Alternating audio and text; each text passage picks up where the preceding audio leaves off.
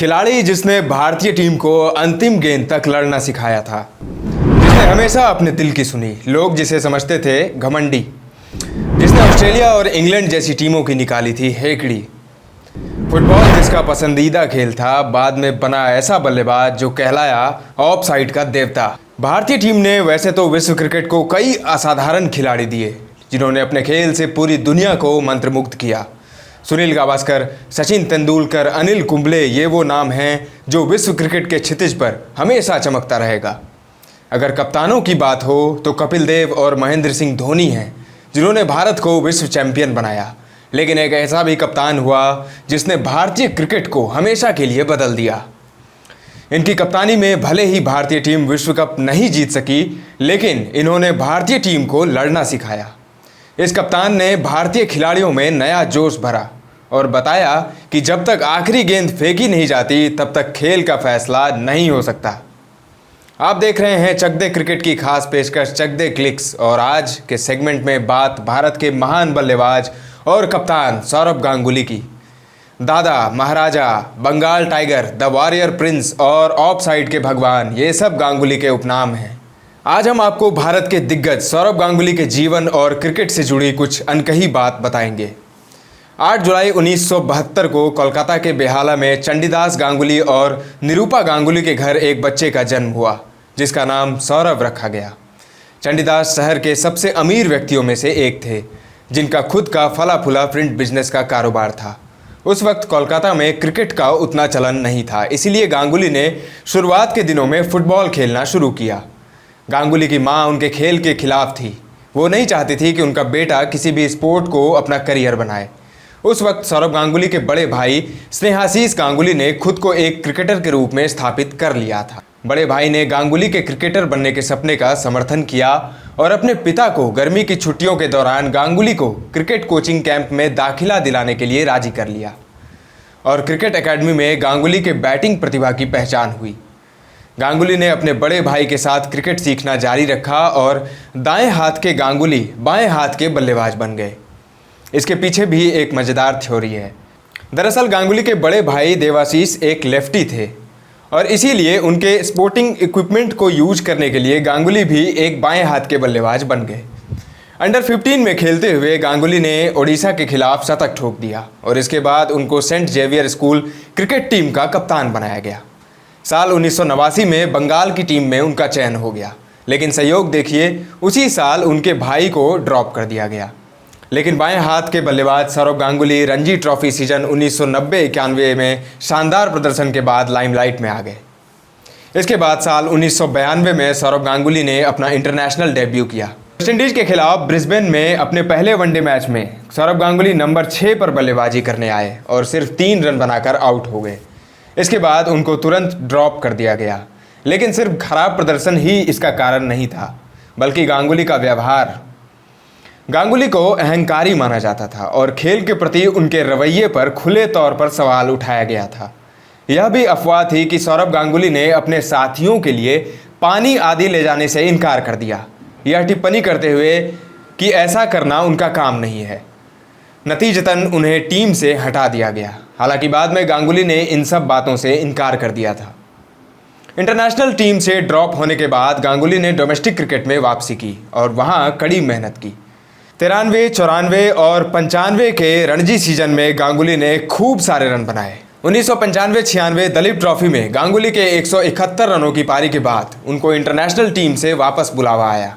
साल 1996 में भारतीय टीम इंग्लैंड दौरे पर जा रही थी और गांगुली का चयन टीम में हो गया, लेकिन सिर्फ एक वनडे खेलने के बाद पहले टेस्ट के लिए टीम से बाहर कर दिया गया।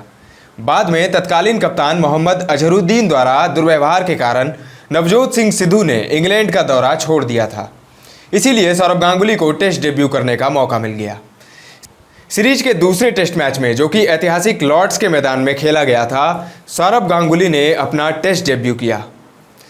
आपको जानकर हैरानी होगी कि उसी टेस्ट में राहुल द्रविड़ भी अपना डेब्यू कर रहे थे। दोनों ने अपने डेब्यू पर शानदार पारी खेली। गांगुली ने 131 रनों की पारी खेली, जबकि द्रविड़ ने 95 रन बनाए थे।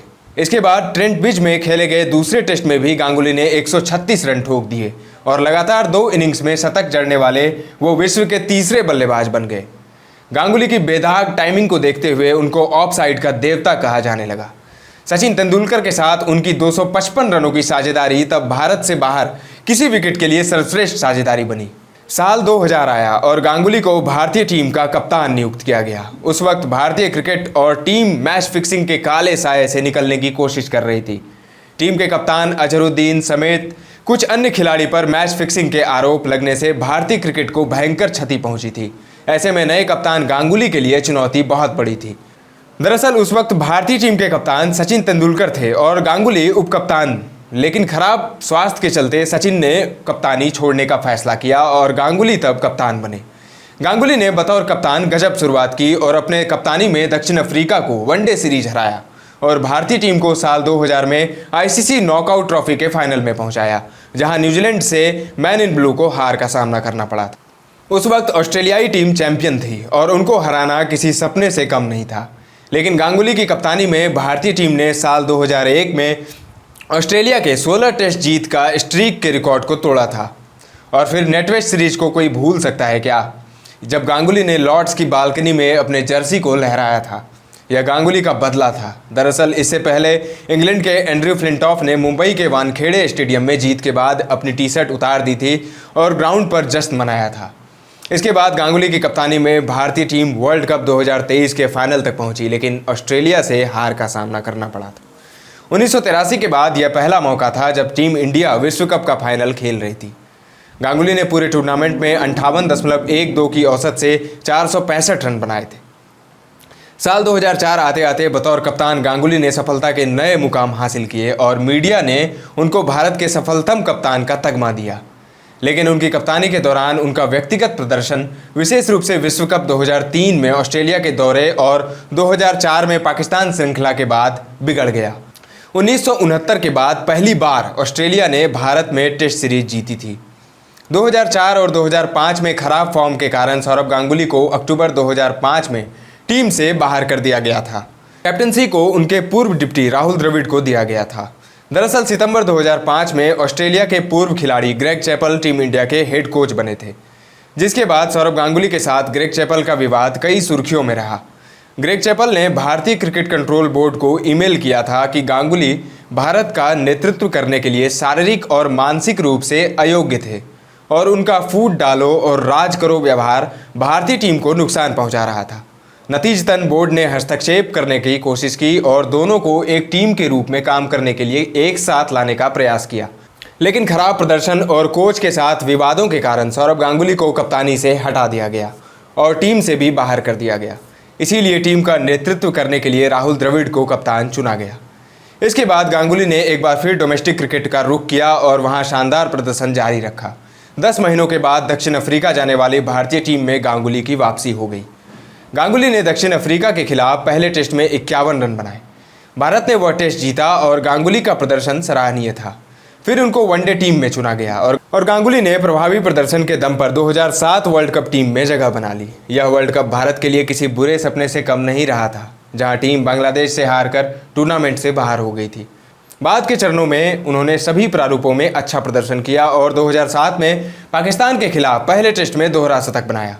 लगातार वह अच्छा प्रदर्शन कर रहे थे और एक फॉर्म में रहने के बाद अंतर्राष्ट्रीय क्रिकेट को अलविदा कहने का फैसला कर लिया। उन्होंने 2008 में ऑस्ट्रेलिया के खिलाफ एक टेस्ट श्रृंखला में 4 टेस्ट मैचों में 54 की औसत से 324 रन बनाने के बाद अंतर्राष्ट्रीय क्रिकेट से संन्यास ले लिया। 2008 में वह इंडियन प्रीमियर लीग यानी आईपीएल के उद्घाटन संस्करण में आइकन खिलाड़ियों में से एक थे। वह बॉलीवुड स्टार शाहरुख खान के स्वामित्व वाली फ्रेंचाइजी कोलकाता नाइट राइडर्स के कप्तान बने। टेलीविजन चैनल जी बांग्ला ने उन्हें दादागिरी अनलिमिटेड नामक रियलिटी शो क्विज के होस्ट के रूप में भी नियुक्त किया। इसमें पश्चिम बंगाल के 19 जिलों के प्रतिभागियों का प्रतिनिधित्व किया, जिन्हें सौरभ गांगुली द्वारा पूछे गए सवालों का जवाब देना था। उन्हें सीएबी की क्रिकेट विकास समिति का अध्यक्ष भी नियुक्त किया गया। 2009 में केकेआर का नेतृत्व करने के लिए ब्रेंडन मैकुलम को चुना गया था। सौरभ गांगुली ने 2010 में केकेआर के कप्तान के रूप में वापसी की। 2011 में उन्हें पुणे वॉरियर्स इंडिया द्वारा हस्ताक्षरित कर दिया गया था। उन्होंने उनके लिए 2 सीजन खेले और फिर आईपीएल से संन्यास ले लिया। उन्होंने 29 अक्टूबर 2012 को आईपीएल से संन्यास की घोषणा की और अगले साल के आईपीएल में नहीं खेलने और खेल से संन्यास लेने का फैसला किया। साल 2019 में गांगुली को भारतीय क्रिकेट कंट्रोल बोर्ड यानी बीसीसीआई का अध्यक्ष नियुक्त किया गया। गांगुली ने अध्यक्ष बनने के बाद भारतीय क्रिकेट के लिए कई अभूतपूर्व कार्य किए। उन्होंने घरेलू खिलाड़ियों के आर्थिक स्थिति को सुधारने की दिशा में काम किया। उन्होंने घरेलू खिलाड़ियों के सैलरी को बढ़ाया। इसके अलावा गांगुली के अध्यक्ष रहते आईपीएल मीडिया राइट्स सबसे महंगे बिके। गांगुली ने राहुल द्रविड़ को टीम इंडिया का कोच और वीवीएस लक्ष्मण को नेशनल क्रिकेट एकेडमी यानी एनसीए का अध्यक्ष बनाया। अब बात करते हैं गांगुली के निजी जीवन के बारे में। गांगुली की शादी की कहानी किसी फिल्मी सीन से कम नहीं है। गांगुली साल 1997 में अपने बचपन की दोस्त डोना रॉय के साथ भाग गए क्योंकि उनके परिवार वाले इस शादी के लिए राजी नहीं थे। घटना से दोनों परिवार परेशान थे और बाद में सुलह हो गई। फरवरी 1997 में जोड़े ने शादी कर ली। शादी के बाद वह एक दिवसीय क्रिकेट में एक अद्भुत क्रिकेटर के रूप में विकसित हुए थे। श्रीलंका के खिलाफ वनडे टन उन्होंने अपना पहला स्कोर बनाया और फिर लगातार मैन ऑफ द मैच पुरस्कार जीते। उन्होंने 1999 विश्व कप में भी भाग लिया और श्रीलंका के खिलाफ 183 रन बनाए। यह सौरव गांगुली का वनडे क्रिकेट का सर्वोच्च स्कोर था। सौरव गांगुली की एक बेटी सना गांगुली है जो नवंबर 2001 में पैदा हुई थी। अब एक नज़र डालते हैं सौरव गांगुली द्वारा बनाए गए कुछ अभूतपूर्व रिकॉर्ड पर। नंबर 1, सौरव गांगुली विदेशों में सबसे सफल टेस्ट कप्तान थे और वह लंबे समय तक बने रहे। उन्होंने 28 मैचों में कप्तानी की और इनमें से 11 में भारतीय टीम ने जीत हासिल की थी।